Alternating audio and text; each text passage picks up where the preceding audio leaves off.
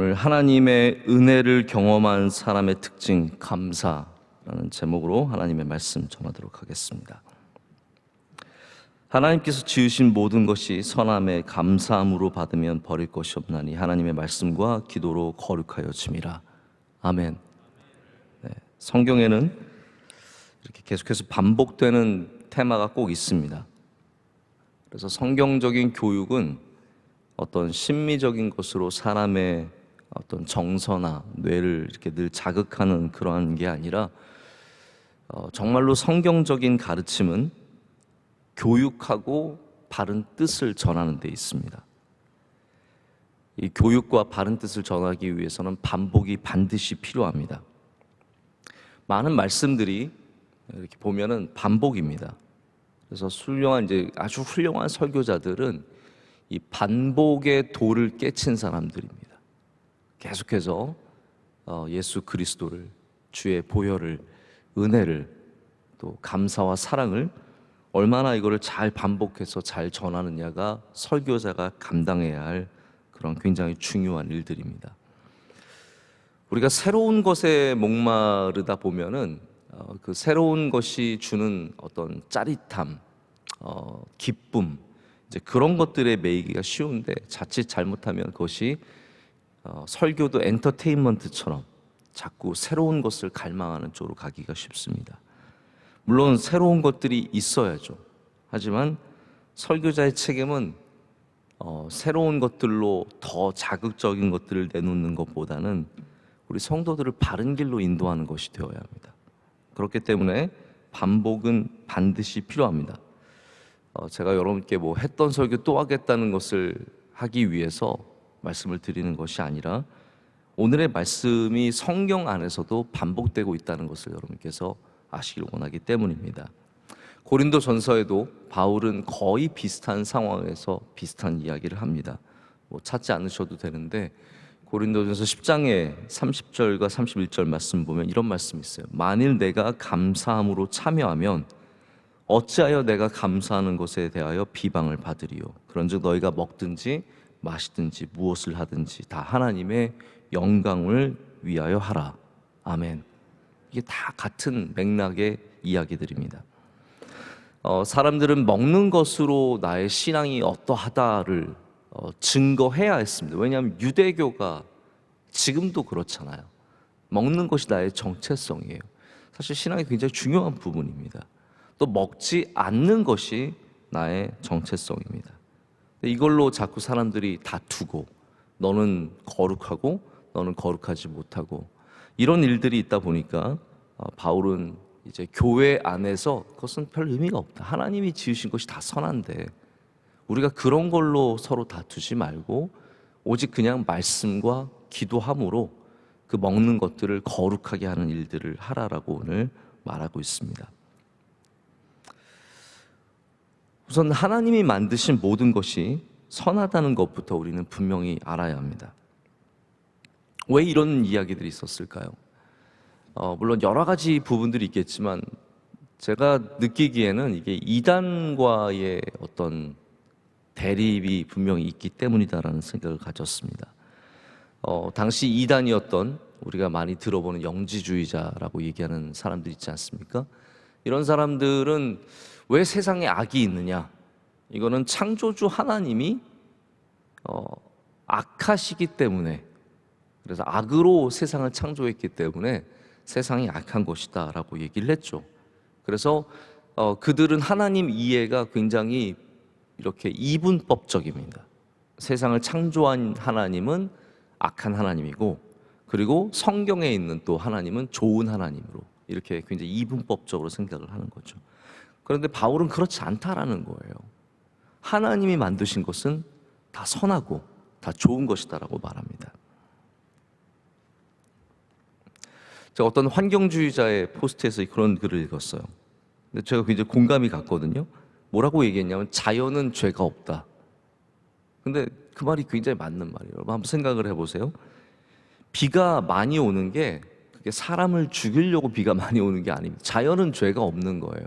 근데 우리가 낮은 지역은 이번에 아이다호가 미국을 이렇게 크게 쳤을 때 뉴욕과 뉴저지에 사는 지하에 사는 사람들이 굉장히 많이 죽고 고생을 했습니다. 근데 제가 그 인터뷰를 몇 개 봤는데 그 사람이 얘기하기를 내가 20년 전에도 이랬고 10년 전에도 이랬고 나는 이거 다시 또 경험 못한다 이렇게 얘기를 하는데 그런 대부분의 사람들이 어떤 지역에 살고 있냐면 거기가 집값이 싼 거예요. 조금 벼름한 거예요. 왜냐하면 낮은 지역이고 물이 이렇게 홍수가 있을 때마다 꼭 피해를 보기 때문에. 그러니까 우리가 비의 피해를 보는 것은 어떻게 보면 경제적인 이유이고 반지하에 살 수밖에 없는 안타까운 상황 속에서 또 이렇게 저지대에 살 수밖에 없는 그런 상황 속에서 미국도 홍수가 일면요 꼭 뉴올리언스 같은 굉장히 좀 가난한 지역들 이런 지역들에 홍수가 많이 일거든요. 우리나라도 홍수 많이 경험해 봤잖아요. 우리나라가 홍수를 지금 이겨내는 것은 비가 덜해서가 아닙니다. 나라가 발전했기 때문이고 그것들을 다 이제는 우회시키고 이런 기술들이 발전했기 때문이거든요. 다시 말해서 자연은 죄가 없는 거예요. 바다에 풍랑이 일 때 그게 뭐 자연이 악해가지고 내가 사람을 죽이려고 풍랑을 일으키는 건 아니거든요. 마침 사람이 거기 있어서 그 풍랑에 당하다 보니까 너무 자연이 악해 보이는 겁니다. 오늘 말씀은 하나님께서 만드신 모든 창조물들, 물론 저는 지금 자연을 얘기했지만 그 외에도 모든 곡식들과 열매들과 가축들 이런 모든 것들이 하나님이 주신 것이기 때문에 그 모든 것들이 선하다는 것을 말하고 있습니다. 그리고 그 모든 것을 받는 자세가 무엇입니까? 감사라는 거예요. 감사. 제가 칼바르트를 저는 뭐 잘 읽진 않는데 칼바르트가 말하는 감사가 되게 가슴에 와닿았어요. 뭐라고 얘기하냐면 제가 오늘 드린 제목과 비슷한데요. 감사란 뭐 꼭 잘 생각해 보세요. 하나님의 은혜를 경험한 사람의 태도와 행실이다 라고 말합니다. 하나님의 은혜를 경험한 사람의 태도와 행실이다. 그러니까 내가 10만 원 받으면 감사하고 10,000원 받으면 감사하지 않고는 굉장히 문제가 있는 겁니다. 하나님의 은혜를 경험한 사람은 당연히 감사해야 된다는 것이죠. 그것이 10,000원이든 10만 원이든 그것이 다 감사가 되어야 돼요. 그것이 100년을 사는 것이든 70년을 사는 것이든 하나님의 은혜를 경험한 사람들은 다 감사해야 된다는 겁니다. 내게 주신 것을 은혜로 여길 줄 아느냐가 감사의 문제라는 거죠. 우리 가정이 하나님의 은혜인가? 내 직장이 하나님의 은혜인가? 내 건강이 하나님의 은혜인가? 내가 직분을 받은 것이 하나님의 은혜인가? 이런 것들을 은혜로 받을 줄 알면 감사한 사람이 되는 것이고 그게 은혜가 되지 않으면 우리는 감사하지 못하게 되는 겁니다. 제가 조금 다른 얘기인 것 같지만 잠시 드리고 싶은 이야기가 있어요. 제가 뭐 이걸 막 억울해서 하는 이야기도 아니고 제가 꼭 이렇게 뭐 비난하고자 하는 이야기도 아니니까 한번 좀 들어봐 주시길 바랍니다. 이번에 여름에 우리 해외 장학생 한 명이 한국에 잠시 들어왔는데 이제 갔어요 또. 근데 이 친구가 예배를 마치면서 인사를 하고 또 감사하다는 마음을 저한테 짧게 편지로 이렇게 전해줘서 굉장히 고마웠어요. 우리가 해외 장학생을 지금까지 뭐 수백 명을 아마 수천 명일 수도 있을 것 같아요. 수천 명일 수도 있는데 정말 많은 사람들을 몇 년씩 박사학위 하는 분들 가운데는요 뭐 짧게 3년, 5년에 딱 끝내는 분들도 있지만 뭐 7년, 8년 이렇게 하시는 분들도 있거든요. 근데 저희가 그거 뭐 불평하지 않고 왜 늦어졌냐 이런 거 물어보지 않고 이렇게 잘 도와드릴 때도 있어요. 근데 뭐 제가 해외 장학생한테 이분이 감사 편지를 오늘 보낼까 내일 보낼까 기다리진 않습니다. 뭐 생각도 안 하죠. 그런데 한 분한테 저희가 이번에 왜 어떻게 어떤 상황 속에 있느냐 이메일을 보내고 우리 장로님이 이메일을 보내시고 막 알아보는데 답을 안 해요. 답을 안 해요. 뭐 몇 달이 지나도 답 한마디가 없고 저희가 그런 학생을 한두 번 경험하는 게 아닙니다. 뭐 지금 어떤 상황이냐, 뭐 어떻게 도와줄까, 뭐 이런 얘기를 보내도 뭐 돈만 보내라는 건지 답이 전혀 없고, 당연히 감사의 이야기도 전혀 없습니다. 의외로 뭐 해외 장학금이 저희가 뭐 몇만 불을 보내는 건 아니지만 그게 적어서 그런 건지 이렇게 전혀 감사의 태도가 없는 걸 보면은 이런 분들이 과연 정말 하나님께 귀하게 쓰임 받는 사람들이 될 수 있을까라는 굉장히 안타까운 마음이 들 때가 있습니다. 제가 주일 저녁에 우리 교회 장학생들, 우리 보셨죠 여러분? 장학생들 우리 장학금 수여식이 있었거든요. 제가 그래도 그날도 이런 말을 좀 하고 싶었는데 얼마 안 되는 장학금 주고 갑질하는 것 같아서 제가 꾹 참았거든요. 근데 우리가 정말로 하고 싶은 게 뭐냐면 그냥 단순히 돈을 주고 보내는 게 아니라 이 친구들이, 이 젊은 학생들이, 어린 학생들이 감사의 교육을 꼭 받았으면 하는 마음들이 있어요. 그냥 작은 거지만 저희가 작은 걸 줘놓고 고마워해라 이런 말씀을 드리고 싶은 건 아니고요. 작은 거지만 하나님의 은혜로 받아들이는 마음이 있기를 바라는 마음이 있다는 거죠.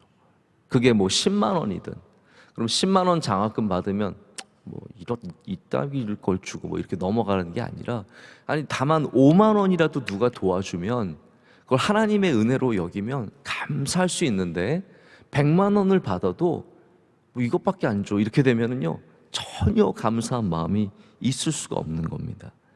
우리 교회가 정말로 우리 장학생들에게 주고 싶은 교육은 바로 감사의 교육입니다. 작은 것을 받아도 그 하나님의 은혜로 받아들이면 그것을 감사하는 마음이 생기는 겁니다. 또 하나 이야기를 연결해서 말씀을 드리자면, 저희가 코로나 기금으로 이런 일이 있었어요. 이제 코로나 기금으로 저희가 2차 이제 코로나 기금이 나갔는데, 교회만 뭐 저희가 300개 넘는 교회를 돕고, 선교사님들도 뭐 수십 명을 돕고, 기관들도 우리가 수십 기관들을 돕는데, 우리 목사님 한 분이 이제 저희 같이 사무실에 일하는 목사님이 저한테 목사님 감사 메시지가 왔습니다. 그래서 그래요? 보여주세요 했더니 새 교회에서 감사하다고 이제 메시지가 왔고, 한 노회에서 미역을 한 다발 보내주셨어요. 혹시 미역 필요하신 분 있으면 말씀하세요. 미역이 있다? 저는 애를 보냈나 싶을 정도로 이렇게 생긴 게 꼭 사람이 들어갔을 것 같은 그러한 길이의 미역을 보내주셨어요. 그래서 우리 식당부로 이렇게 제가 보내드렸는데, 우리가 만약에 보낸 기금이 수백 개, 지금까지 뭐 수천 개 그래서 갔는데 1%도 감사 메시지가 안 오는 거예요. 따지고 보면은 1%도 제가 그분들한테 지금 뭐라고 얘기하는 게 절대로 아닙니다. 1%도 안 돼요. 성경의 확률은 여러분들 감사의 확률이 얼마입니까? 10%예요. 예수님께서 고쳐주셨을 때 돌아와서 감사하는 사람 10%, 많아봤자 20%일 거예요. 성경의 확률은 그건데 실제적인 우리의 확률은 1%예요. 내가 그냥 뭐 기금 받는 수백 기관 중에 한 명이라고 생각하면은 감사할 이유가 별로 없죠. 그러나 하나님의 은혜라고 생각한다면 우리 모든 것이 감사의 대상이 되고 감사의 조건이 됩니다. 할렐루야. 여러분 감사하시길 축복합니다. 내가 받은 무엇이 얼마나 크냐, 얼마나 작으냐, 얼마나 좋은 것이냐, 내가 원했던 것이냐가 아니라 우리는 하나님의 은혜로 생각해야 된다는 거예요. 하나님의 은혜로 생각하면 감사하지 않을 수가 없는 겁니다. 작은 것도 너무너무 감사하죠. 저는 이 감사의 훈련을 늘 우리 부모님을 통해서 많이 보게 되거든요. 원로 목사님, 제가 늘 가까이서 보면 정말 작은 것도 감사하려고 마음을 갖고 계시고, 저희 어머니는 또 이 언어의 훈련을 저희한테 참 많이 시켜주시는데 저희가 감사하도록 늘 유도하시고, 조그만 것도 이렇게 좋게 말하도록 유도해 주셔서 참 훈련을 많이 받았는데 아직도 많이 고치질 못했지만, 여러분 우리도 항상 감사하고 작은 것에도 하나님의 은혜로 여기는 마음이 있기를 원합니다. 오늘 두 번째 제가 드리고 싶은 말씀은 우리가 감사함으로 받는 것에 무엇을 더해야 하는가에 대한 이야기입니다. 오늘 5절 말씀은 하나님의 말씀과 기도로 거룩하여짐이다라고 말하고 있습니다.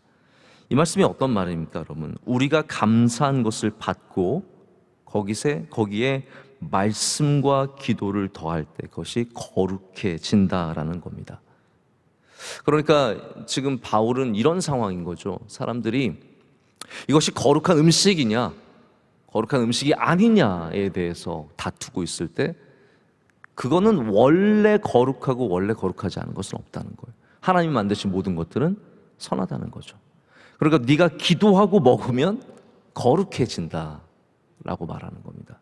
네가 기도함으로써, 네가 말씀을 거기에 더함으로써 그것이 거룩해진다라고 말하는 것입니다. 거룩하여진다는 말씀이 이제 거룩함을 갖게 된다라는 것인데, 이제 좀 쉽게 말하자면 이런 것 같아요. 저는 늘 거룩함에 대해서 기본적으로 이런 사실을 생각을 하는데, 거룩함은 구별됨입니다.